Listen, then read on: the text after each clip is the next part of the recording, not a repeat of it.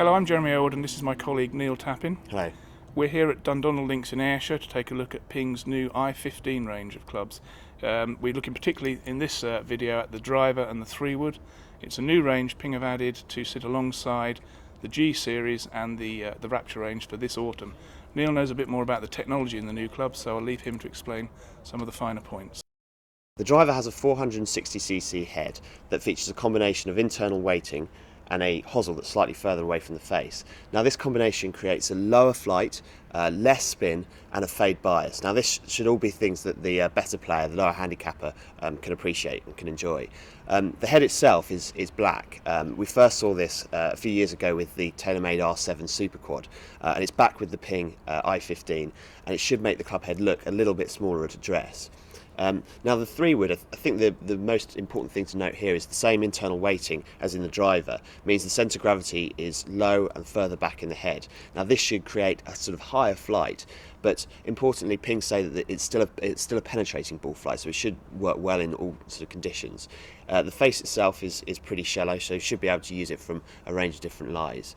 I think it's probably worth us going out to hit it and see what we think. Okay, let's go.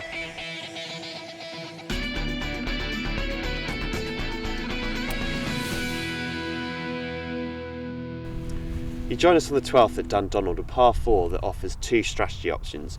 You can either go for the driver, have a go at the green and try and get it somewhere close, or you can alternatively lay up with a 3-wood and leave yourself pretty much a full wedge, try and set up birdie that way.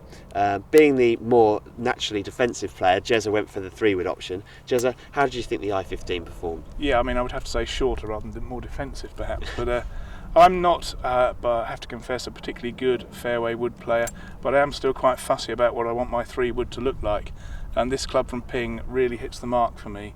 Quite a smallish club head, feels like it really hugs the ground at addresses, which is something I really like, and that's probably aided by the slightly shallower face, which won't suit all players, but it looks really perfect to me. I've used Ping G5 and G10 of late, and this one could easily make its way straight into the bag. Worked quite well here. The shaft may be just a touch stiff for me, so perhaps a slightly softer shaft that I could have turned it over more on this slight right to left dog leg.